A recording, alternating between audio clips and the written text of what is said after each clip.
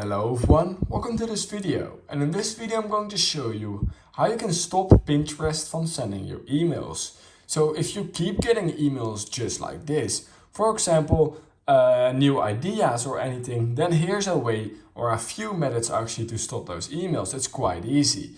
So the first thing what you're going to do is you're going to head up to your Pinterest app, just like this. Now you're going to click on Saved right here at your profile, and you're going to click in the top right corner of our screen.